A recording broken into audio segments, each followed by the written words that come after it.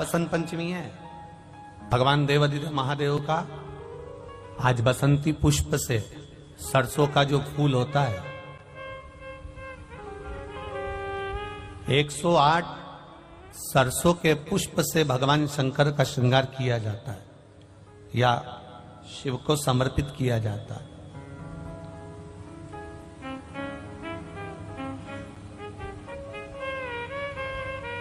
अगर डॉक्टर बोल भी देता है कि ऐसा लग रहा है कि कोई बड़ी बीमारी आने वाली है, शरीर में कोई ऐसा रोग आने वाला है कि ये बहुत बड़ा रहेगा, हम उनको हमेशा कहते आए हैं कि प्रयास करना कि बसंत पंचमी के दिन सरसों के फूल 108 शंकर भगवान को चढ़ जाएं, उसके बाद जांच करवाना प्रारंभ करो, बड़ी बीमारी नहीं आएगी, बाबा उसको टाल ही देगा। उसका नाम महामृत्युंजय है, उसका नाम ही महामृत्युंजय। और हमने पहले भी बैतूल की कथा में कहा था कि सरसों का जो पुष्प होता है, कोई आप कार्य करने के लिए जा रहे हो, कोई ठेकेदारी करने के लिए जा रहे हो, उसमें भी सरसों का पुष्प देवाधिदेव महादेव के लिए बहुत प्रबल है, बहुत। के भ्रमण का समय भी है ब्रह्म मुहूर्त। आज भी हमारे यहाँ के बुजुर्ग कहते हैं जरा पढ़ने के लिए सुबह उठा कर, बोलते कि नहीं बोलते? कहते हैं। तो बच्चे कहते हैं मम्मी सोने दो ना, पर माता पिता को मालूम है सरस्वती के भ्रमण का समय है ब्रह्म मुहूर्त, और ब्रह्म मुहूर्त के बाद में सरस्वती महाराज पितरों का समय जब 10:30 का आता है, उस समय तक सरस्वती नित्य स्मरण में भ्रमण पर निकलती है। सुबह ब्रह्म मुहूर्त से लेकर सुबह 10:30 बजे तक बच्चा जिस चीज को पढ़ेगा वो भूल नहीं सकता, ये पक्की गारंटी है। इसलिए स्कूलों का जो समय होता था वो सुबह का होता था, स्कूलों का समय दिन का नहीं होता था। आज बसंत पंचमी है इसलिए तो थोड़ा ज्ञात आ गया। उसका एक समय है सरस्वती का। कौन सा समय है? सुबह ब्रह्म मुहूर्त से लेकर जब पितरों का समय चालू होता है। पितरों का समय कौन सा है? 10:30 से 11:30, 12 बजे तक मान लो अपन, ये पितरों का समय। तो उस पितरों के समय से पहले माता सरस्वती का समय, उस पितरों से पहले माता लक्ष्मी का समय, ये निश्चित है। दरिद्रता का समय निश्चित है। तो माता अपने बच्चों को कहती है सुबह हो गई चलो उठाओ, सुबह सुबह पढ़ लोगे तो याद रहेगा। माँ भी कहती है, पिता भी कहते हैं, क्योंकि माता पिता को ये ज्ञात है कि सुबह का समय ब्रह्म मुहूर्त का समय सरस्वती का होता है। उठाओ, याद करो। उठाया गया, बच्चों को पढ़ाया गया। सुबह का जो समय महाराज, एकाजी का दिन है, बसंत पंचमी का दिन महाराज, सरस्वती का दिन, जिस दिन जो बच्चा पढ़ने में कमजोर होता है उसके हाथ से बसंत पंचमी के दिन सरसों के 31 फूल शंकर जी को चढ़ा दिए जाते हैं, तो बच्चा पढ़ने में अव्वल निकल जाता है। उसके बच्चे को कभी नहीं कह सकते कि पढ़ने बैठ, वो खुद बैठेगा। केवल आज बसंत पंचमी का दिन, एक ही दिन चढ़ता है। और बाकी के सरसों के फूल आपको मालूम है कि रोग मुक्ति के लिए तो होते ही हैं। ये तो आपको पहले भी वर्णन किया महाराज कि जब कोई एकदम रोग आ जाए और डॉक्टर एकदम बोल दे कि ये रोग भारी आ गया है और इसकी जांचें जाएंगी और फिर ये कुछ भी हो सकता है, तो क्या करा जाता था कि 108 सरसों के फूल लाकर तुरंत शंकर भगवान को चढ़ाए जाते थे महाराज। तो चढ़ाने के बाद में रिपोर्ट अच्छी आती है। ऐसा नियम है। कहीं ठेका, कोई ठेकेदारी करते हैं ना, जो ठेका भरते हैं कि भाई मेरा टेंडर आना चाहिए, मेरा ये काम होना चाहिए, मेरी मल्टी बनना चाहिए, या मेरा ये काम के लिए जा रहा हूं, ये काम फतेह होना चाहिए, उसके सबके हाथ पैर जोड़ने से अच्छा एक काम करो, बस 108 सरसों के फूल उठाओ, शंकर जी का उद्धूतेश्वर महादेव का नाम लिखो और छोड़ दो, शिव जी के ऊपर एक एक कर चढ़ा दो, वो ठेका तुम्हें ही मिलेगा, वो काम तुम्हारे पास ही आएगा। बस केवल अवधूतेश्वर अर्थात ये जो क्रम है, ये वो क्रम तो 108 सरसों के फूल का आप कभी भी कर सकते हो, पर जो ये बच्चों के लिए किया जाता है वो केवल बसंत पंचमी के दिन ही होता है महाराज। आज ही के सरसों का पुष्प समर्पित किया भगवान शिव, आनंद की राशि है हमारी। सरस्वती सुबह ब्रह्म मुहूर्त में निकली,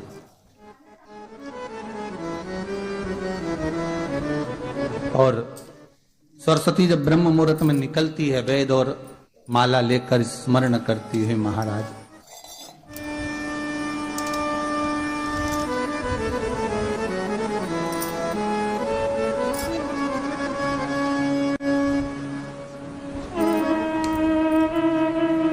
भ्रमण करती करती शारदा सरस्वती जब निकली,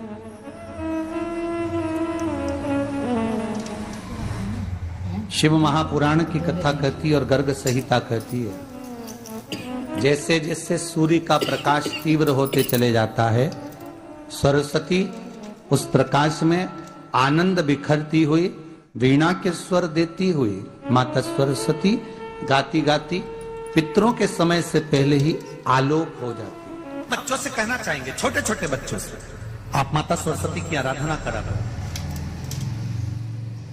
मेरा बच्चों से निवेदन है, कभी जिंदगी में अगर मौका मिल जाए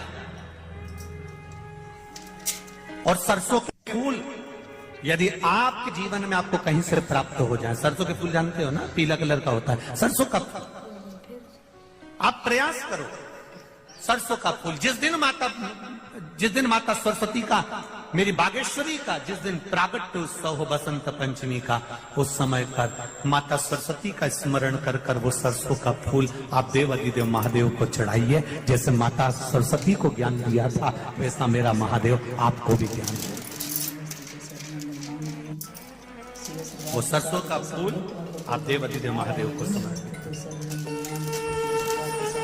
केवल आज बसंत पंचमी का दिन, एक ही दिन शिव को प्रिय है पुष्प में आंक का पुष्प, जो आंकड़े का पुष्प होता है शंकर को बड़ा प्रिय है। और दूसरे नंबर पर शंकर को प्रिय है शमी का पुष्प, बहुत ध्यान देना महाराज। तीसरे नंबर पर शंकर को प्रिय है महाराज सरसों का पुष्प। सरसों होती है ना, जो राई अपन बोते हैं, सरसों बोते हैं, उसमें पीले कलर का जो पुष्प लगता है।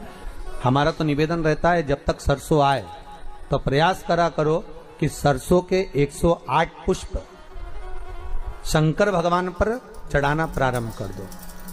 महाराज ये पक्का है कि वर्ष भर कोई बड़ी बीमारी आपको घेर नहीं सकती अगर सरसों के फूल शिव को चढ़ रहे हैं तो। और प्रयास करना कि सरसों का जो पुष्प होता है, सरसों का जो फूल होता है महाराज, अगर कोई व्यक्ति को किडनी या लीवर से जुड़ी हुई कोई तकलीफ होती है, या किसी व्यक्ति का एक्सीडेंट हो गया होता है और उसका कोई अंग रह गया हो, कोई शरीर का कोई भाग रह गया और वो काम नहीं कर रहा हो, जैसे किसी के पांव रह जाते हैं एक्सीडेंट के बाद, किसी का हाथ रह जाता है, या कोई अंग काम नहीं कर रहा हो, वहां ब्लड पहुंच नहीं रहा हो, वो जगह एकदम सुन्न हो गई हो, खाली पड़ गई हो, तो उसके लिए शिव महापुराण की कथा कहती है कि सरसों के पुष्प 11 शंकर जी के राइट भाग में, जहां शिव जी के गण दरवाजे के द्वारपाल मणिभद्र जिस जगह पर निवास करते हैं, कौन निवास करते हैं? मणिभद्र। शंकर जी के दरवाजे के द्वारपाल हैं मणिभद्र जी। तो मणिभद्र दरवाजे के द्वारपाल में राइट भाग में मणिभद्र जी विराजते हैं। मतलब राइट भाग कौन सा हुआ?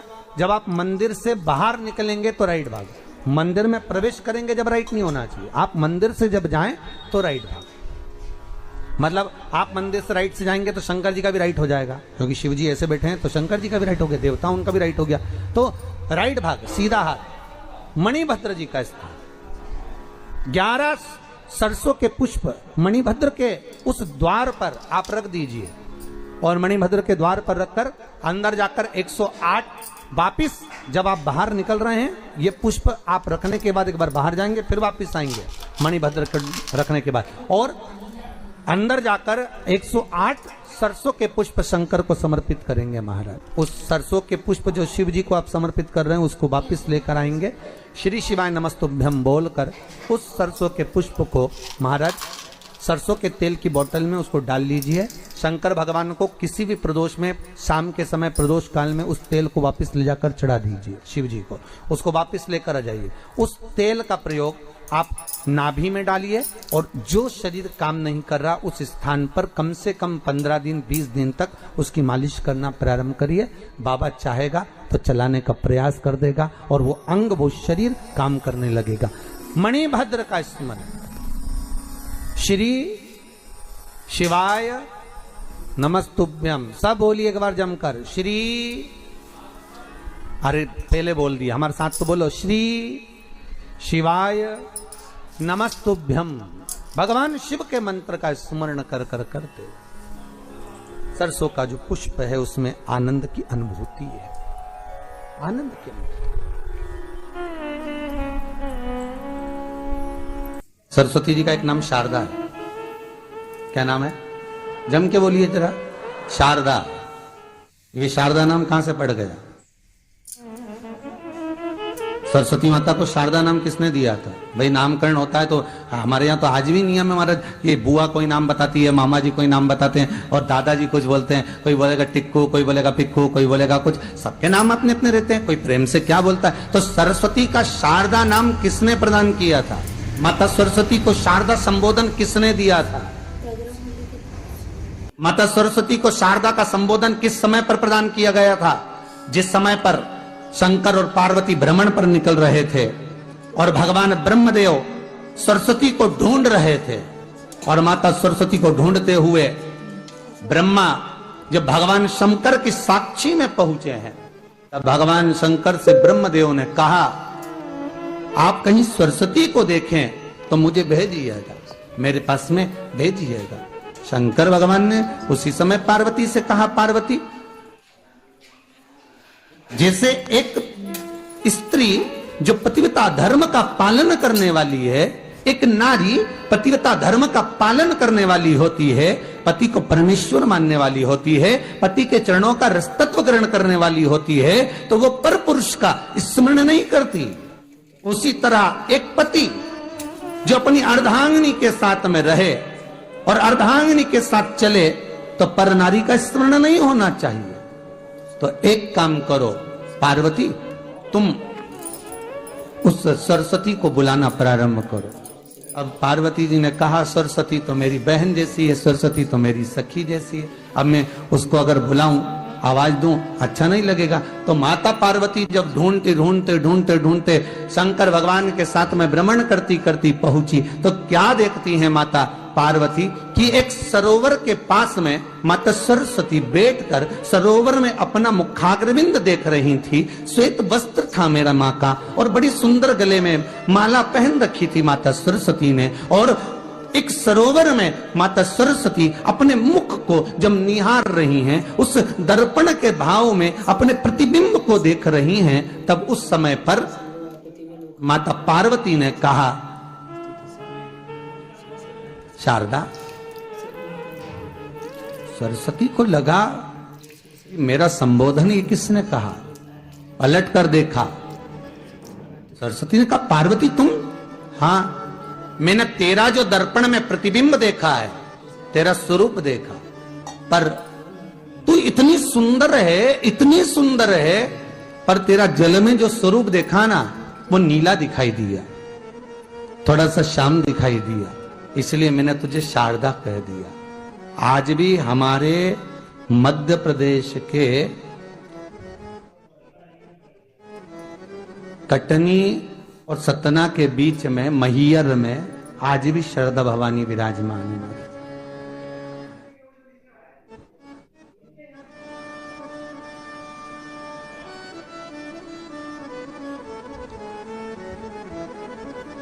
धार जिले में जाएंगे तो बाग क्षेत्र में मां बागेश्वरी, मां शारदा आज भी विराजमान। कहा, सरस्वती जी पूछी, पार्वती तुमने मेरे को शारदा क्यों कहा? क्योंकि तेरा जो प्रतिबिंब था वो श्याम नजर आ रहा था मुझे।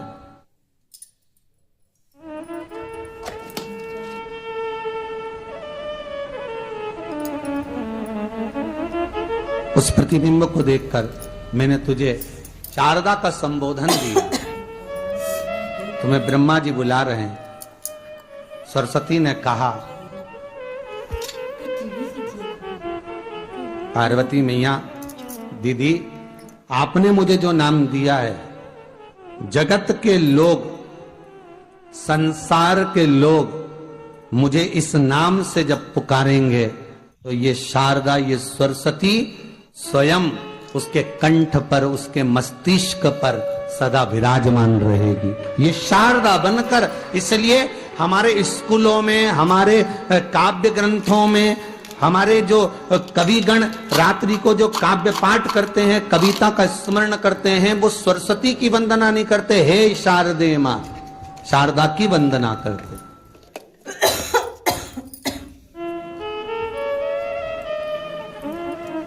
कभी आपसे कोई पूछ ले कि शारदा नाम पार्वती सरस्वती का कब पड़ा, तो आप बता सकते कि ये माता शारदा नाम कोई सहज नहीं है। मां ढूंढने के लिए जब निकली, ब्रह्मदेव के कहने पर भगवान शिव के साथ भ्रमण करती। नाम का उच्चारण कोई सहज नहीं होता। कोई देखता होगा, दादाजी ने अगर किसी का नाम कुछ रखा है तो कुछ सोच के रखा होगा, पिताजी ने अगर कुछ रखा है तो उसके मन में कुछ आया होगा तो रखा होगा, मम्मी ने अगर कोई नाम रखा है तो उसने कोई विचार कर कर रखा होगा। कोई नाम अगर किसी का रखा जाता है तो उसके अनुकूल रखा जाता है कि हो सकता है कि वो नाम की क्या उसके मन में चल रहा होगा।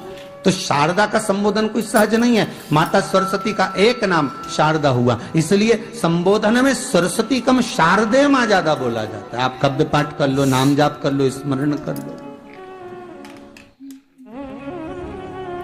विश्वनाथ को कुछ नहीं चाहिए, मेरे शंकर को चाहिए क्या?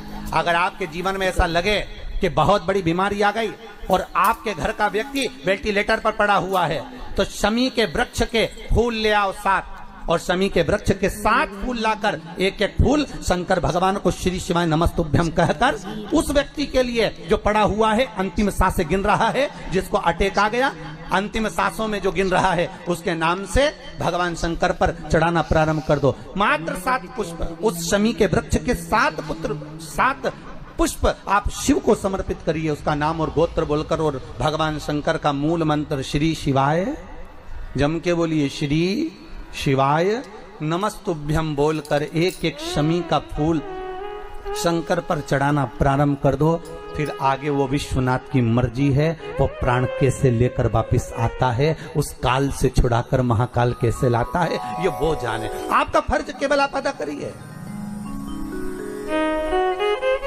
जब अंत में डॉक्टर भी हार जाते हैं, जब अंत में डॉक्टर भी कह देते हैं कि अब हमारे बस का नहीं है, अब तो उस परमात्मा के हाथ में, मतलब डॉक्टर को भी मालूम है कि एक डॉक्टर बैठा हुआ, एक डॉक्टर और है, वो बस वो थोड़ा सा दूर तो रहता है पर करीब भी बहुत है। कई लोग कहते हैं गुरुजी वो कैलाश पर रहता है बहुत, तो उनको बुलाएंगे तो आएंगे। हमने कहा कैलाश पर तो रहता ही नहीं है, जहां भक्त है वहां भगवान, वो दूर तो रहता ही नहीं। आप तो बस केवल उसको बुलाने का प्रयास करिए, आप दिल से बस उसको हाजिर, वो दिल से बुलाओ तो उसको।